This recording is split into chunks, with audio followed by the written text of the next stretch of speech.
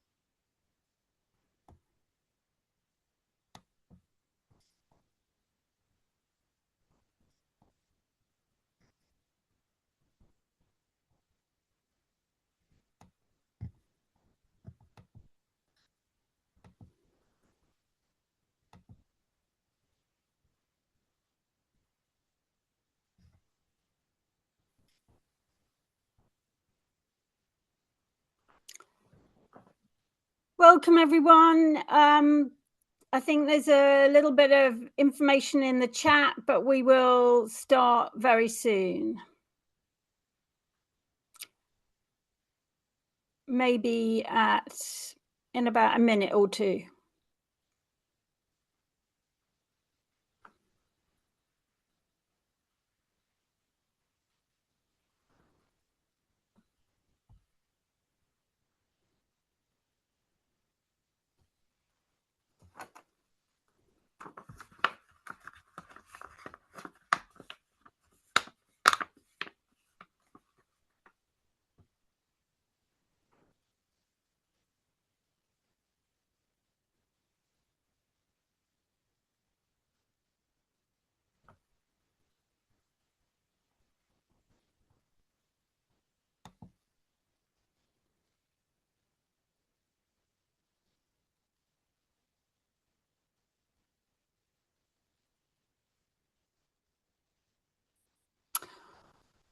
Welcome everybody. I'm going to make a start, though I think we'll get a few more trickling in.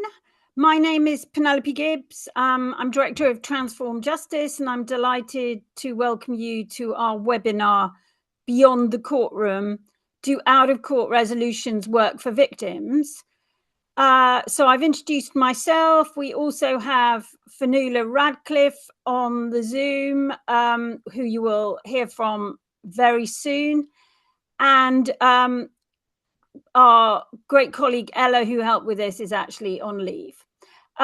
So this is a very important moment for this agenda, partly because the Independent Courts Review, which was published last week by Lord Leveson, actually, surprisingly perhaps for a lot of us, foregrounded the importance of diversion from prosecution, and recommended an increase in diversion of the lowest level crimes from the magistrates' court.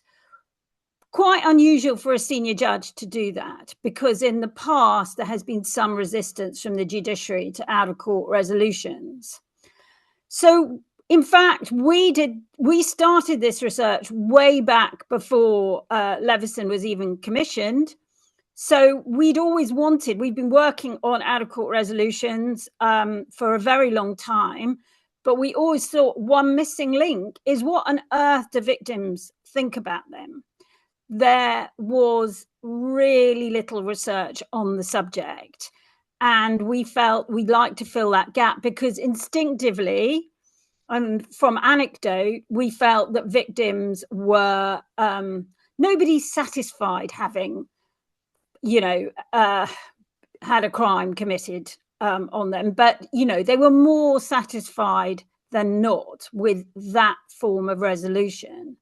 So we're going to hear some of the findings from that research, and Fionnuala is going to put the sources for that research in the chat, just because it would take quite a long time to go through them.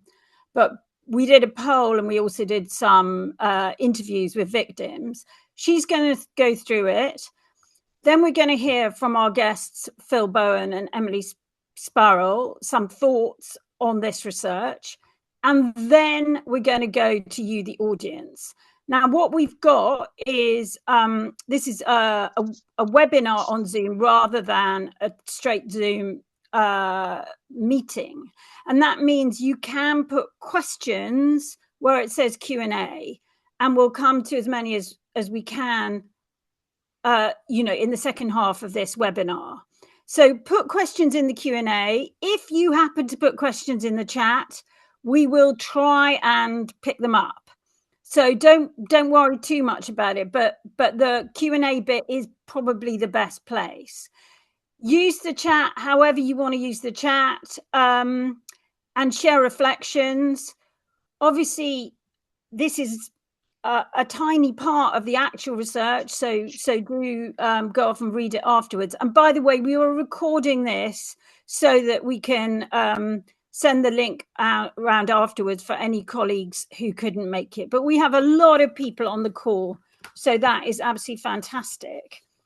And what I'm going to do first is just hand straight over to Fionnuala, who's going to briefly share some of the findings. Thanks, Penelope. Hi, everyone. Yeah, I'm Fionnuala, Deputy Director from Transform Justice. Just one moment while I load up my slides. Okay, so I'm going to share just a few headlines from the research. Just to say, this research is about victims in general, so victims of all sorts of crimes and with all sorts of different resolutions from the criminal justice system, including some who did not report to the police at all. But we did have a particular focus on victims whose cases were resolved via out-of-court resolutions.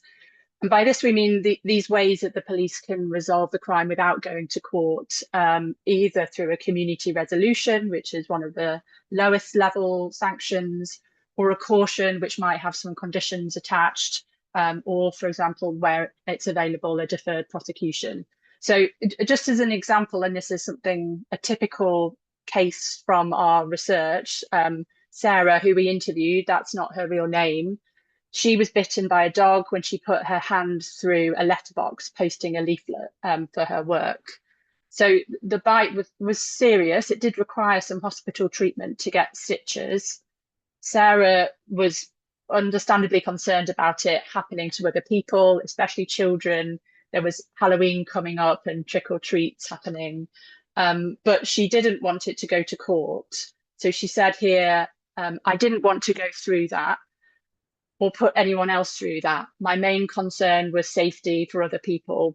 Taking the man to court wasn't going to resolve a safety issue, I don't think. So Sarah did report it to the police, who talked through her options with her. They agreed on a community resolution that required the owner of the dog to get a metal box around the letterbox, basically, to catch letters and protect people's hands when they were posting something through. And the officer gave the owner the owner of the dog a week to abide by the resolution, which he did, and Sarah was very, very happy with that. So that's just one example of the kind of case that we're talking about.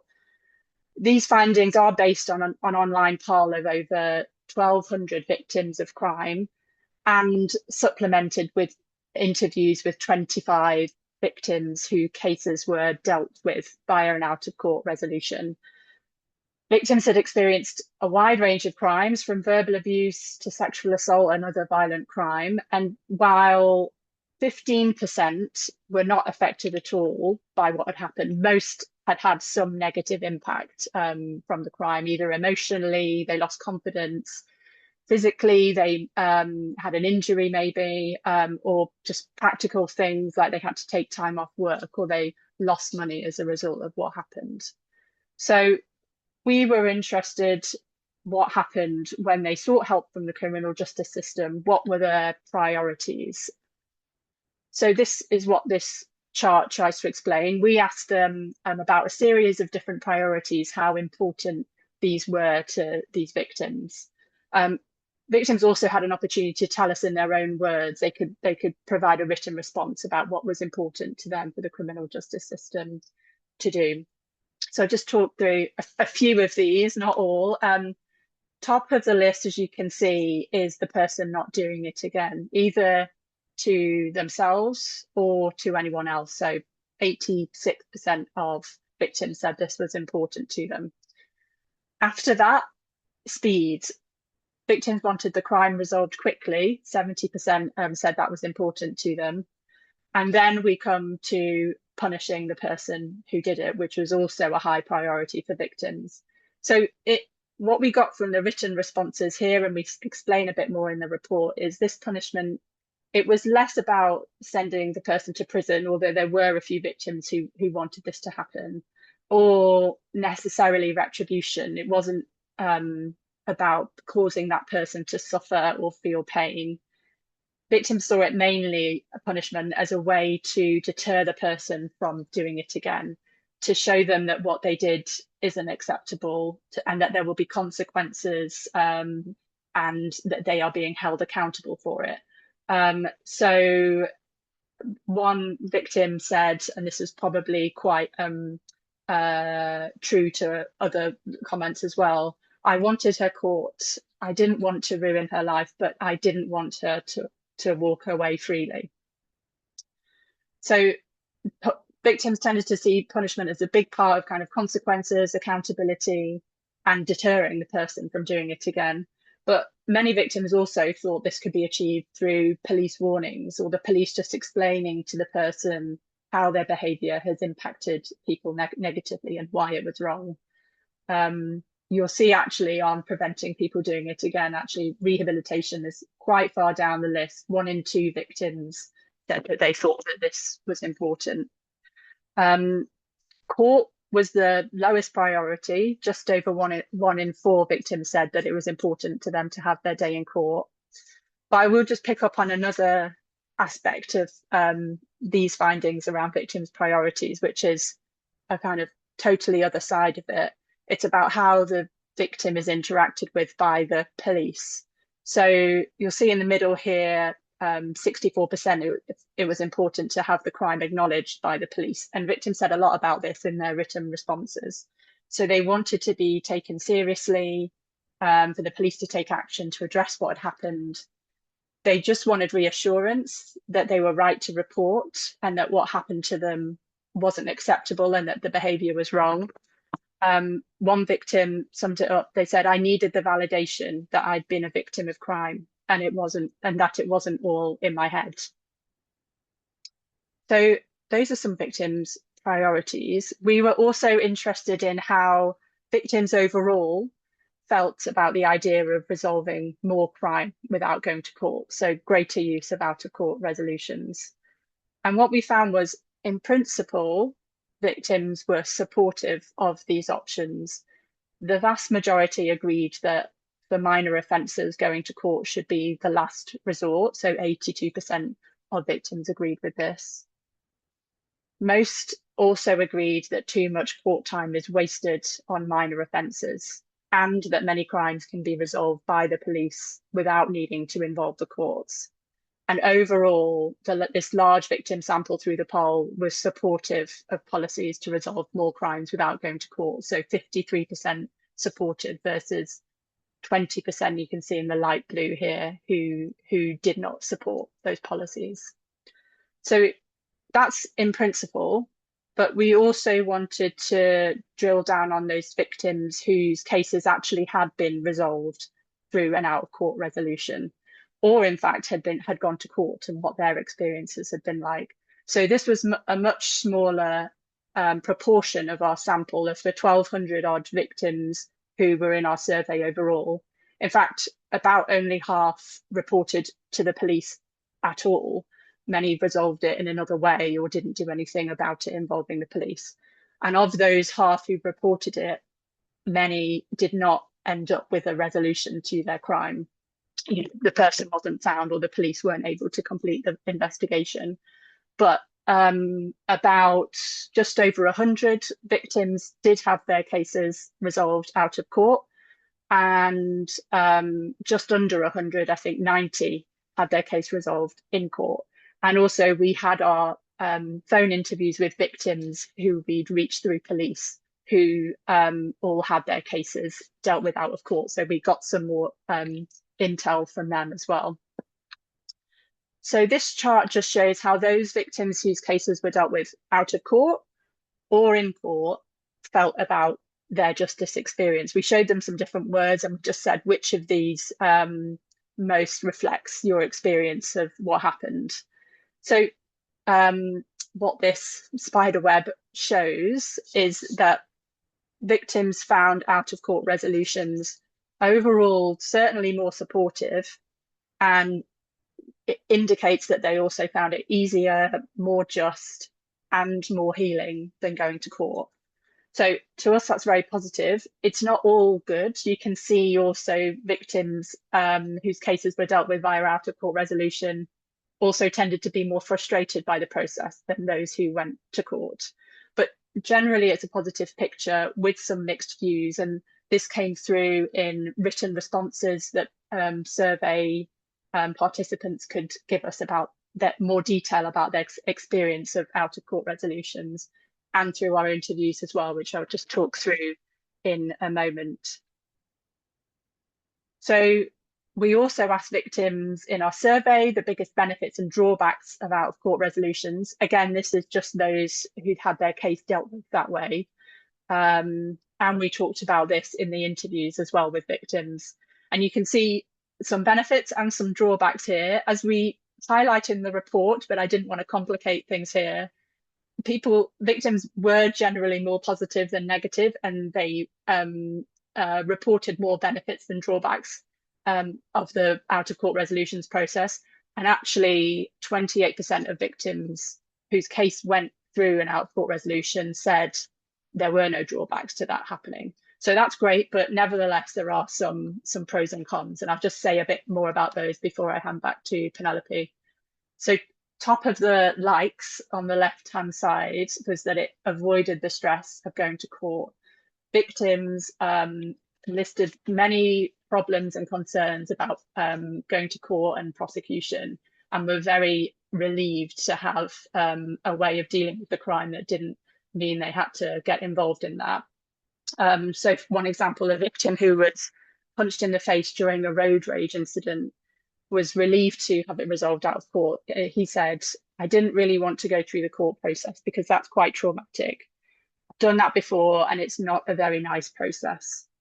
So instead, his case was dealt with via a conditional caution, where the man who assaulted him was required to pay him victim compensation and also write him a letter of apology.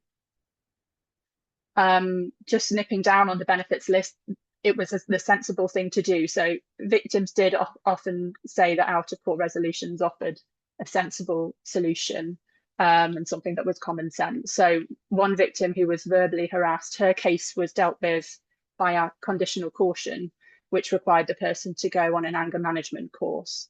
And she thought that sounded really helpful. She said, "I think to be given the chance and the opportunity to reflect on a sudden outburst and maybe think why they acted like that, I think it is a good thing."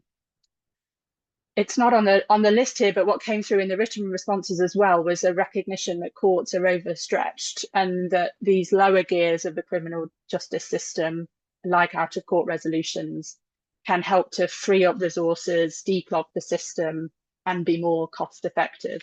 One victim said, "Small incidents like that, you don't want to go and waste court time when it can be resolved a different way and free up the courts to deal with the more serious stuff."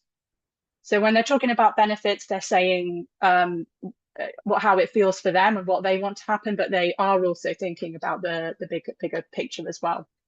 Just briefly on drawbacks, the top concern was that people that felt like the person was let off too easily. And that kind of comes back to the consequences and accountability comments that came through in priorities. So one victim who was shouted at, threatened, and punched in the chest with a key by an ex-employee while at work, their crime was resolved by community resolution. And he said, "I got nothing out of it. I don't feel like they were going to have any accountability for their actions. The whole thing felt hollow. And there was also some concern that out of court resolutions wouldn't address the issue. In this very practical example of a victim who was bitten by a dog that had escaped from the neighbour's back garden. And she said, I still hear the dog yapping in the garden and I know that boundary is not secure. I just want to make sure that the dog can't get out onto the street and bite someone else. But the community resolution has not assisted me with this. And she felt a conditional caution actually in that case would have been better because it was more enforceable. There was also some frustration about being left out of pocket, and a feeling that going to court would have provided more financial compensation. So one victim, there were a few victims like this, but one victim whose car was damaged by a pedestrian during an altercation received some compensation through the out of court resolution process, but not enough to cover the full cost of the damage to their car. And they were frustrated by that. And they did feel like if they had gone to court, they would have got more compensation. Now, whether they actually would or not, I think is questionable. But that was how she was left feeling quite frustrated with the process.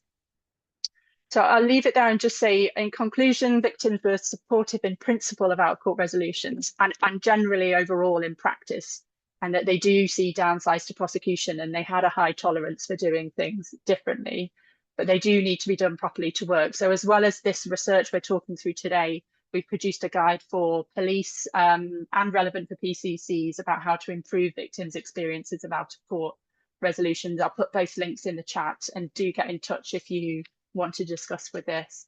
And I'll hand back to Penelope. Thank you.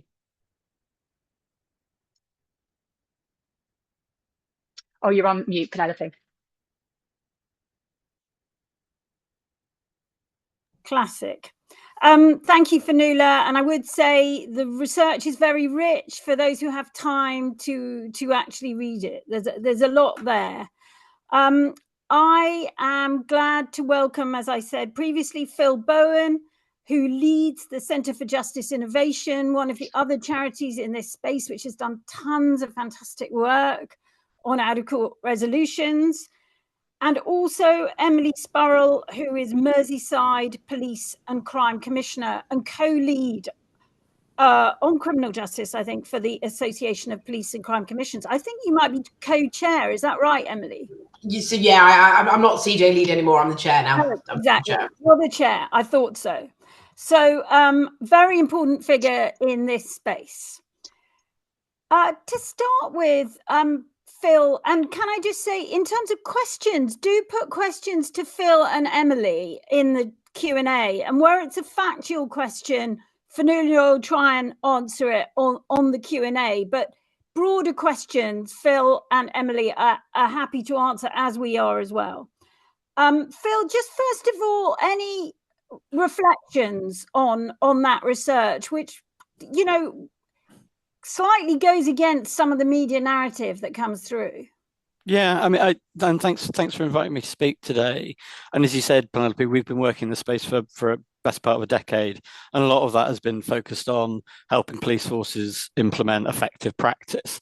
But one of the things that's always held us back a bit, and I think held back policy on out-of-court resolutions, has been that political questions about whether out-of-court resolutions are sort of real justice, especially real justice for victims. And I think this is a really useful counterpoint to that view.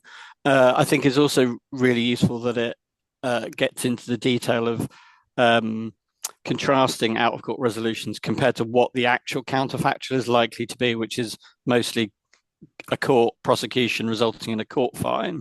And in our work, as you know, which we published last year on court fines, 50% of court fines aren't paid. A lot of people on low incomes can't pay their court fines.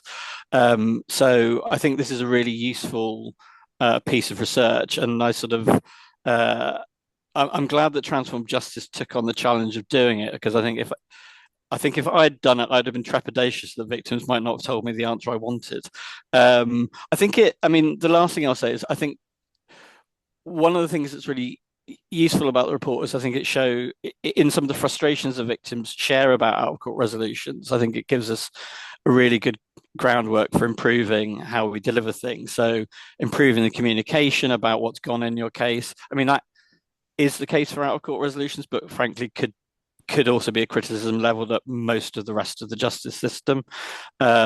Involvement of victims in decision making, I think, is a really interesting point. I know there are lots of forces that do attempt to do that as much as they can, but clearly there's spaces we need to go further. And then the last, which is really just a kind of thought as I was reading the report again, is this point about people feeling that they don't get financial redress, and that sometimes that's kind of promised and then it doesn't happen. Like, and I just was sort of thinking this morning, like, we now live in a world in which it's very easy to pay all sorts of bills online, etc. We've got small claims online system. Can't we find a way, he said, without having done any of the work to look at whether this is possible, find a technological solution that allows us to much more easily match up, victims and offenders where people are prepared to pay compensation? Well, why can't we just do that much more easily? So those are the kind of first thoughts, but I just think it's a really useful report, and as you said, really rich, and I'm still digesting it, but I think it's a really useful and a really useful timing given what Leveson said. Emily, any first reflections? Yeah, I mean, I largely agree. I think with what Phil says, really welcome it. I'm always really struck when I speak to victims, and I think the report's really highlighted that they don't necessarily want every criminal to be, thrown away, thrown into jail, locked in jail, throw away the key. Actually, a lot of people, they want the crime to stop, as the report highlighted. And I think what's interesting is how you take people on that journey. And I think it's interesting when you read some of the case studies. I think you can see where people have been taken on that journey. They understand what the decision is. They understand why the proposal being put on the table. They feel like they've had an opportunity to be heard, to be seen, to be believed.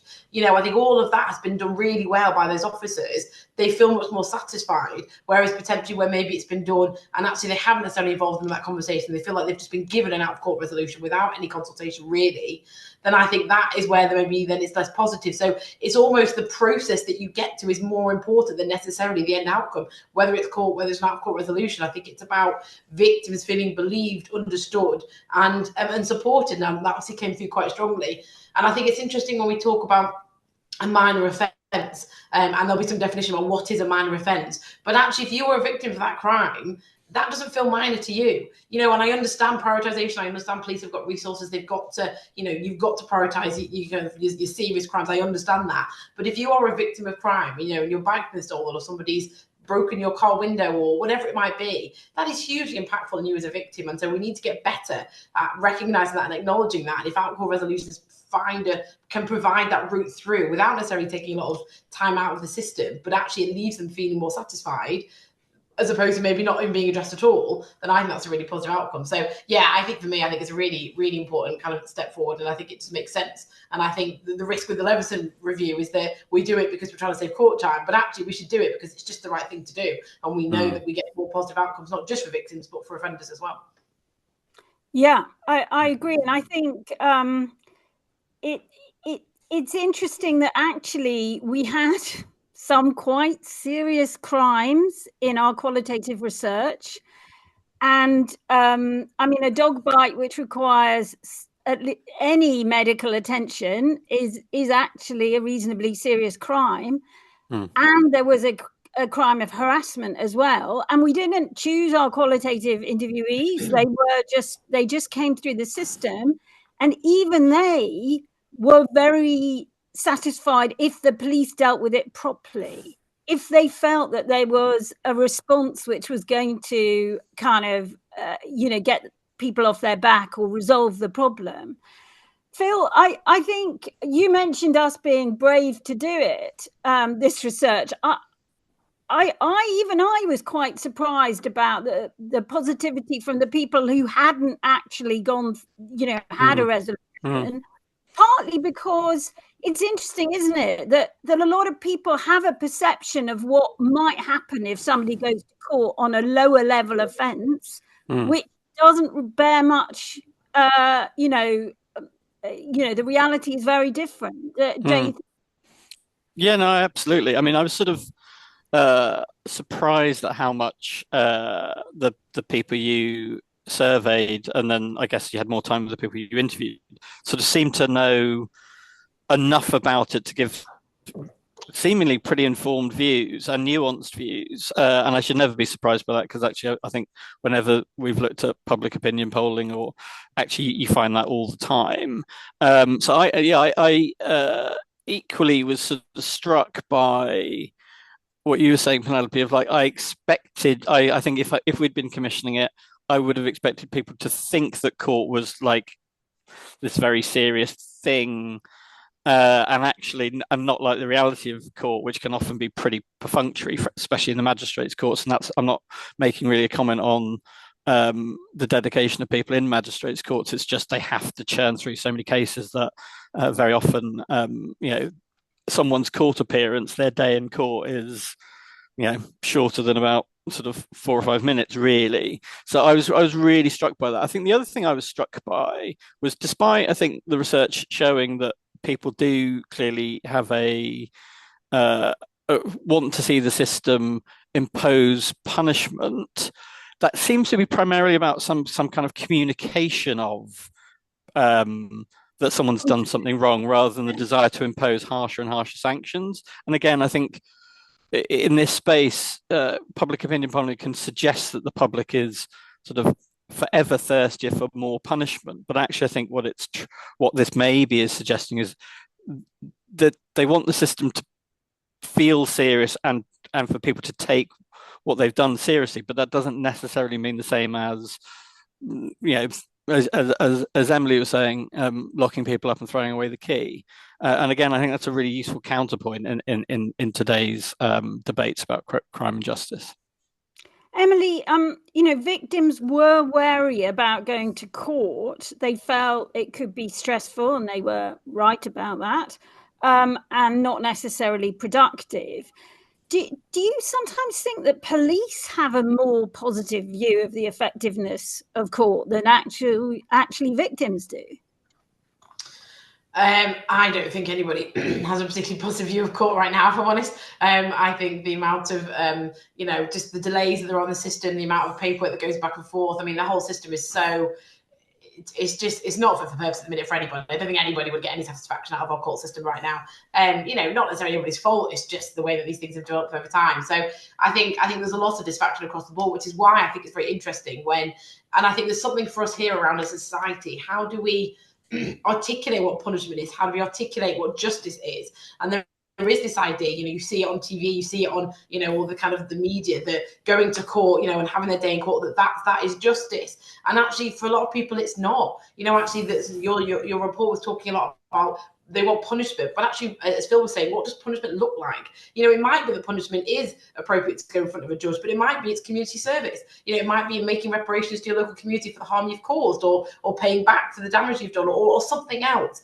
There are other ways, I think, that we can do punishment, which I think actually police would probably very welcome. And there were some really interesting examples in the case studies around where officers have just very proactively, found a solution. They've worked out the best way to resolve it without having to take it to court. And the victim is very happy with that. And the offenders address the behaviour, the kind of the letterbox gate and things like that. So I do think we need to empower officers to be a bit more confident to use some of these tools and recognise that actually court won't be the right place for everybody, as long as we have the right framework around it, so we have some consistency. But I think if you encourage officers to be a bit more proactive and have those conversations with victims around, well, actually, what does justice look like for you? I think we can probably get lots of benefits for everybody. Phil, what we mentioned, Levison's review, independent review of efficiency in the criminal courts, which was commissioned to really address backlogs in the Crown and the Magistrates' Court. What does this report and his report mean for out-of-court resolutions from here on in? I guess there's a difference between what I think it ought to mean and what it will mean. What I think it ought to mean is, and I think I think the Gork review said this in a line that said, "I'm not responsible for out-of-court resolutions, but there should be a joint government strategy on this." And then Levison's obviously filled in some of the detail on it. I mean, it feels to me, however we've got to this point, and whether that's kind of, if we've got to the right point in the wrong way, it doesn't really bother me that much. It does feel like we're at a point where we do need a concerted effort across government that involves obviously the National Police Chiefs Council, the CPS, and others, to have a really concerted effort on how do we have national consistency, how do we define who's eligible for out-of-court resolutions, whether those should be formal or non-formal, and for whom. All of those questions, which we over the past sort of 10 years have seen being resolved locally by different police forces in different ways. And while I think that has been, that has led to a certain amount of innovation, there is also, and you can see this in things like the Magistrates Association report on out-of-court resolutions a couple of years ago, a frustration with the fact that there isn't consistency. So I do think we're at a point where there ought to be a national government strategy on this across the Home Office and the MOJ, and they have to take the leadership of it. Whether they can agree that that's what should happen, I think is currently what's in front of policymakers. So we'll just have to see over the summer whether I think the response to the Leveson review was sort of, that's interesting. We'll think about it over the summer, and I hope that this is one of the things that we'll be actively thinking about. Emily, what about PCCs, regardless of the Leveson review? What could PCCs be doing to encourage effective use of out of court? Well, I think it's a real priority for a lot of PCCs. I think, we are kind of there on the kind of, not front line, but we kind of see, what's going on. We talk to victims, we talk to offenders, we see the data where we can get it. And I think it's, we're all very pragmatic about it, regardless of what kind of party you're from. I think we all come to the same conclusion that out-of-court resolutions have got a really important role to play.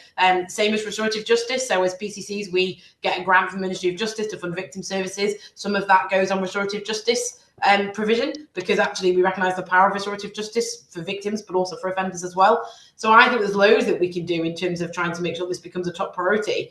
We also have some PCCs, I know that my office is in Merseyside, are involved in the scrutiny panel.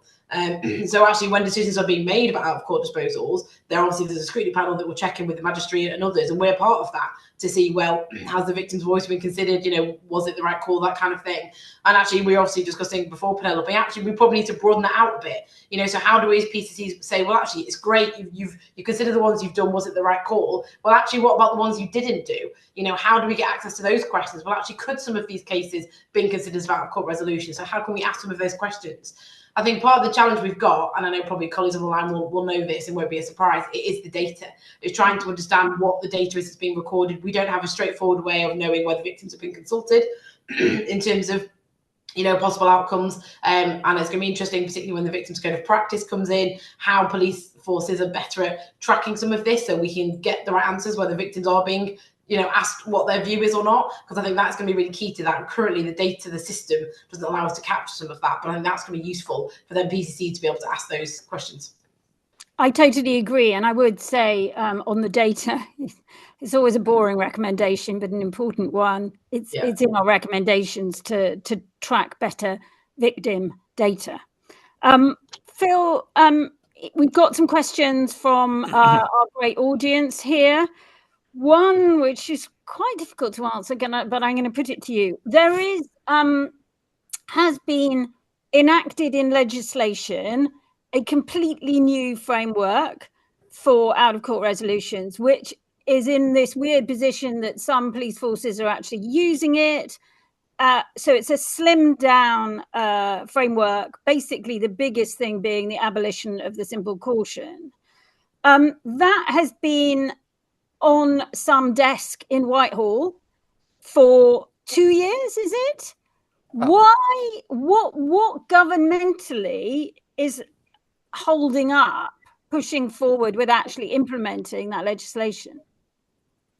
Obviously, I'm not a representative of the government, so I'm not going to answer it on their behalf. So I mean, I think the first thing to say is, while that legislation clearly changes the statutory out-of-court resolution framework, it does nothing to clear up the myriad of non-statutory out-of-court resolutions. So when I talk about a national framework, I think we need to sort of clear up both of those bits of the framework.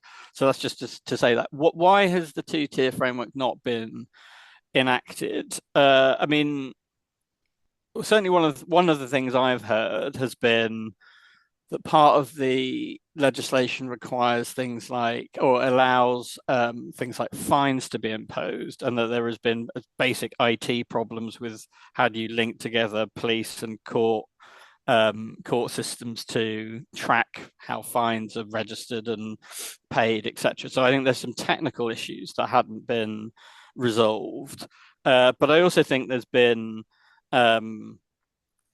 certainly since the new government got elected, I think a sense that this just has not been priority number one, understandably. If you're Shabana Mahmood, probably out of court resolutions isn't high on your list when your prisons are bursting and your Crown Court rates delays are so long. So I think it's partly been that. But I think there is also that out of court resolutions are in this kind of liminal space between the Home Office and the MOJ. So the MOJ are kind of responsible for the policy and the legislation, but almost all of the implementation levers sit with the Home Office and with policing. So I think there's actually been a bit of a Whitehall two-step of, well, who's responsible for which bit. So I think they've also been partly caught within that with, I'm not going to name ministers, but going, well, what are you going to do about this thing? Hopefully the Leveson review and the consideration of the summer will unlock some of that, but that's my understanding. I think whether you turn on the two-tier legislation or not, we clearly need, they could choose not to and just come up with a national framework that simplifies things anyway and drives for consistency. So I'm sort of agnostic on whether it's worth turning on the two-tier or not. If that's the mechanism that drives up the use of out-of-court resolutions, I'm kind of fine with it. But I can also see a world in which we just don't turn on that legislation, and through better guidance, we just are very clear about who gets what.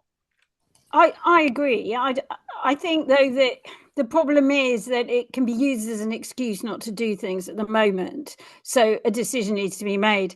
And also, I would say what I'm worried about is the abolition of the simple caution, which was caution without specific conditions apart from saying you're not going to reoffend, which was actually in reoffending terms fantastically successful. And it's never had a very good explanation of quite why we're getting rid of it. But Emily, you put your hand up.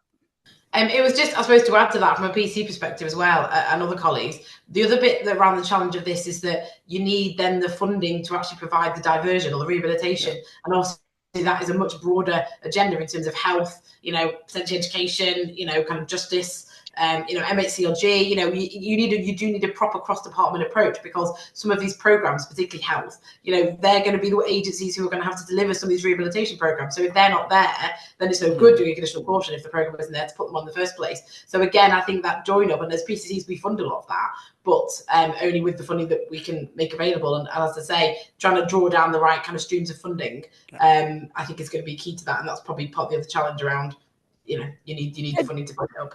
That is partly why getting rid of the simple caution is a tragedy, because it was very successful and cheap, and much, much cheaper than any out-of-court resolution with a program attached.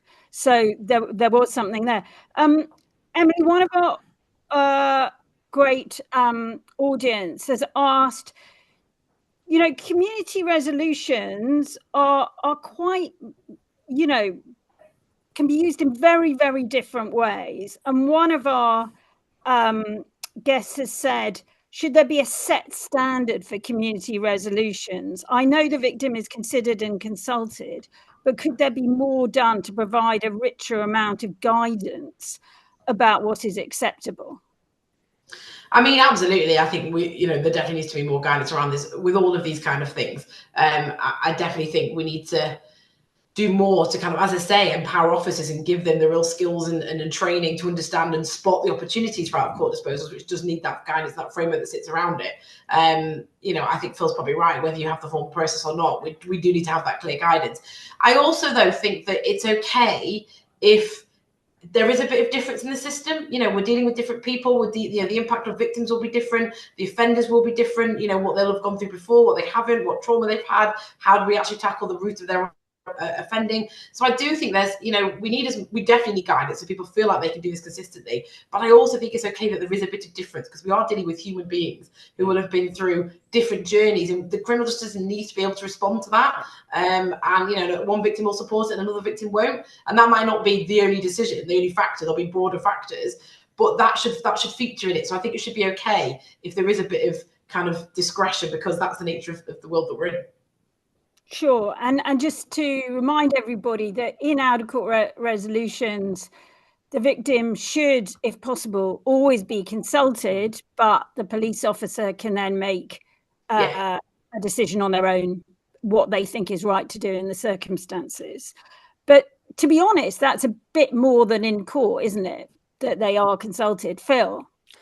Yeah, just to kind of follow up on what Emily was saying, and I don't propose the youth system as a kind of a perfect paradise, but I think in that system you clearly have got locally devolved decision making with police and youth justice services, but you do have a consistent national framework as well. And I'm partly saying this just to declare the interest that I'm sit on the Youth Justice Board as the lead on prevention and diversion. So I would say that, wouldn't I? But like, I think it's a system in which there is at least some sense of consistency, albeit without as good a data set as I'd like. I think the other thing that's kind of revealing, and I don't think this is possible in the adult system, is but one of the advantages of the youth system is police can essentially hand cases over much more easily to the Youth Justice Service, that they can then do the assessment and get children into the right interventions.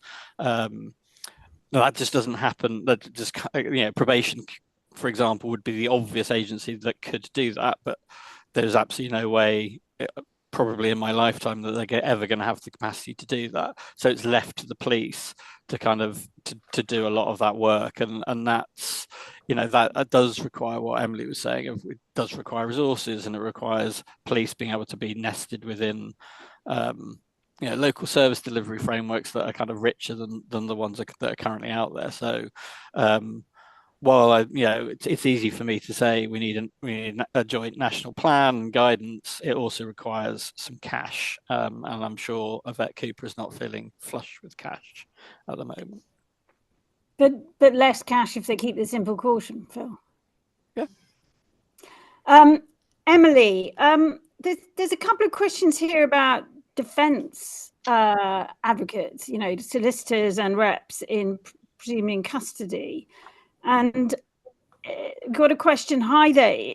Is there a need to link up and provide training to defence solicitors due to their lack of knowledge around out-of-court resolutions? And as an example, their advice to clients to go no comment in interviews, which can provide a huge barrier to then giving an out-of-court resolution. Any views on that, Emily? Yeah, and I think one of the notes I wrote down when I was prepping for this was actually a lot of this relies on having trust in the police. And, you know, and I know that the natural, you know, potentially the naturally starting point for some defence solicitors potentially might be a mistrust, or, you know, that they're just out to get their client or whatever it might be. So I think what we need to be able to do is get to a place where we're all trying to find a system that works for everybody. So, you know, actually there is a recompense for what criminal activity might have been undertaken, but it's the right approach, and that we all feel that we're working on the right place. But I think that relies on having that trust, you know, in police officers and in the system for it to do that. And it's interesting when you think about with our black communities, for example, who will probably have much less trust and probably will be very likely to say no comment to lots of things. But obviously the principle for out-of-court resolution is to accept it's a guilty plea. So in Merseyside, we're doing a deferred prosecution scheme, which allows for that kind of out-of-court kind of way, or deferred prosecution, without having to have the guilty plea, because we recognise that trust isn't there. And obviously, and that'll be the same for defence solicitors, if they're making these advice, then actually if you know there is a candidate who would be really suitable for this, and it stops criminalising, it gives an opportunity to address the behaviour in the right way, and the victim's happy, then actually that kind of no comment shouldn't be a barrier to that. So yeah, so I suppose, you know, the long answer to that is yes. The short answer to that is yes. I think we want defence solicitors to understand that we're all trying to get to the same goal here, and making sure they understand what the offer is, I think would be really helpful. Phil, do you think that defence advocates, reps, kind of knowledge in this space and maybe attitudes is a barrier to greater usage? I think it is a barrier, and I think you know that one of the challenges we've certainly had, and I know forces have had, is they're able to engage with the defence community to a limited extent in the people who come to those training sessions are the people who probably know quite a lot about out of court resolutions anyway. The difficulty is how do you get to the unknown known, the group of defence solicitors who just don't know that much about out of court resolutions and what's on offer in the local area, and that's always been a bit of a tricky challenge. I think one of the other things that's kind of relevant to this part of the debate has been, and we've done a lot of work on this, is to sort of educate ranges of practitioners that just because you might give a no comment interview doesn't mean you don't have motivation to engage with the intervention you might get. I think we have definitely come across some schemes where, like, if you give a no comment interview, you're not eligible for an out of court resolution, because it's seen, because you're not motivated to engage. Well, those two things are not the same thing. And again, it's an area in which part of our training is just sort of I guess giving people more information about those kinds of nuances. Yeah, and just to kind of explain to anybody on the call who maybe is less familiar, that a deferred prosecution is where somebody probably does go no comment in their interview. They're certainly not willing to fully accept responsibility for the crime, but they agree to do a kind of rehabilitation program run by the police on the kind of quid pro quo that will then mean that if they complete the program, they don't get prosecuted. And obviously another, for us, beauty of this program, I think for Phil and Emily too, is you don't get a criminal record, and a criminal record is very problematic in terms of moving on in your lives. Emily, there is an issue with minoritized communities as we understand it, though the data is terrible on out-of-court resolutions and minoritized communities, and quite what the drivers are there to accepting them or not in the right circumstances. But have you then found that your deferred prosecution scheme has worked better, as it were, in avoiding these cases where a low-level case was no comment in police custody, then goes to court and goes guilty? Yeah, we have. I haven't got the stats in front of me, but I can certainly share them afterwards. But it has been positive. It's been run through our violence reduction partnership. Recognising the kind of links with those kind of the work that they're trying to do. But yes, I think we have found that it's given us it's given officers a way to deal with something in a more appropriate way, because otherwise, with the fact that there was a no comment meant that they were having to go down the criminal justice route when they knew that wasn't the right thing to do. So, and actually, I think the results have been positive. I think we have seen people engage in the programs and come out much better, and willing to engage. So, yeah, I think it's a route that we should have as an availability for officers. Phil, another question from Darren. How do we increase factual public understanding and awareness of out-of-court resolutions as a whole without certain media outlets getting overexcited with their soft on crime and punish everyone rhetoric? And I will refer every single year, there is an article in one of the broadsheets which talks about the inappropriateness of out-of-court resolutions for some types of crime. And isn't that terrible?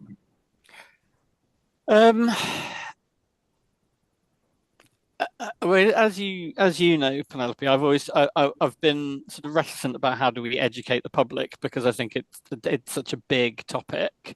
I do think actually given that out-of-court resolutions, we're talking about tens of thousands of cases here. If we can get the system up and running effectively, and victims in particular feel like they can get justice through out-of-court resolutions, I think part of it is making the system actually just work better. I think, well, I think one of the things we know is that sort of long academic studies that show that we've reduced reoffending by 10.3% are probably not going to cut it. So, I mean, ultimately, I think part of it does come down to politicians. You know, this is again easy thing to say when I'm not one. Politicians being braver. So I think the Telegraph, before the Leveson review came out, had a banner headline saying, I think it was like shoplifters and drug dealers to avoid justice or something like that. And actually, the response kind of needs to be, if that's the right response. The right response is to be using an out of court resolution, destroying the drugs that you might find on someone and then putting them into a drugs education program. That's the right response. Whether I understand why politicians are reticent to do that, because they believe from focus groups and other things that that's not popular. So, I mean, bravery is, I guess, a recommendation, but I mean, not a great one. So I'm not sure I've got a great answer to that. Last question, Emily, because we're drawing. By the way, sorry we haven't got to all the questions. Fantastic questions and engagement. Siobhan says, as someone working with women and complex needs and trauma, how can these out-of-court processes be adapted to ensure that these women are genuinely empowered to participate without feeling re-traumatized or overwhelmed by the process? I mean, that's a really good question, and I think this is why we need to make sure the system is properly developed and it's not seen as a a quick, easy disposal. You know what I mean? It's got to be thought through. We've got to have the right diversion. You've got to have the right support in place. And I think the work we're doing around trying to make sure that officers are trauma informed, so that when they're interacting with individuals, they understand what trauma, whether you're a victim or offender in that context, what trauma might you have gone through. It comes back to me around treating people as human beings and just looking at, and it's hard because when you're dealing with so much demand, and we're creating systems and apps and data sharing, and we're trying to make a system work for everybody. But I think we've just got to be able to get to a point where we can treat somebody as a human being and make sure that the right support is put in place around them. And as I say, it keeps coming back to being empowering officers with support from probation and other colleagues to make the right decision for that person, taking on board what the victim has expressed. So I think it can be done. You've just got to have the right join-up across the system with all the different services that are there, and then empower officers to make the right decision, would be my view. Phil, there are some specific, quite good out-of-court resolution programs for women, aren't there? Yeah, and I think there is a briefing on our website called something like pre-court diversion for women, something engaging like that, which I think does give some examples. But I'd have to go and check. But I mean, so we're actually doing some new work looking at how police and women's centres work better together, which and obviously part of that is about making sure that referrals from police to women's centres and out-of-court resolutions work as effectively as possible. I think it is worth highlighting, though, that some of the things that we have come across is that quite often when you look at what the options are, and again, this is a challenge, it will vary across the different geographies. Some areas will have really brilliant bespoke programs for women and some won't. And some have got fantastic women's centres and some don't. So there is a challenge there in terms of that geography and how do you make sure you've got the right provision across the board. So you've got women's centres to refer to, you've got the right programs, and they're not just going on a generic program that was probably designed with kind of male attitudes and not women and trauma they've been through. So and it's something that I know the government are looking at as part of the female offender strategy group they've got, but how do you make sure you've got specific women's pathways that work for them, that are specifically designed for them as well? Yeah, and we did a conference a couple of years ago purely on resolving crime out of court, and there were some other great examples. I mean, women's centres are great, but there was a fantastic St Giles Trust program in Norfolk with just one unbelievably empathetic worker who was passionate about women getting the support they need to move on in their lives, who I just thought was doing great work. And, her great work was not, this thing about being re-traumatized. It wasn't lots and lots of meetings and, a feeling that, the women could easily fail, whatever it was. It was something different. We are drawing to a close here. Can I thank everybody involved, everybody who's come, Emily Spurrell and Phil Bowen. Thank you so much. Great conversation. Fionnuala, thank you for organising this. And I would say we will follow this up. We've had lots in the links. I know Phil's put it in. We will follow it up with some really good resources from different people in this space. And we are always keen to carry on the conversation and do follow Centre for Justice and Innovation, us and anybody else who's going to help. I would say watch this space, because every year we do a league table of police forces as to the extent to which they charge versus use an out-of-court resolution in those cases which are resolved. And that'll be out within next month, I think. And that also has a kind of extra information on children and adults who over 18. So watch out for that. And I think it's useful because it shows huge diversion between forces. And that, to be honest, a lot of forces could probably increase their diversion with help and support, of course, and preferably funding. So, Fionnuala, is there anything else from you, or should we just love you and leave Nothing you? else. Nothing else from me. Thanks, Penelope. Thank you, everyone. Thank you. Thanks, everybody. Thanks, everyone. Thanks. Bye.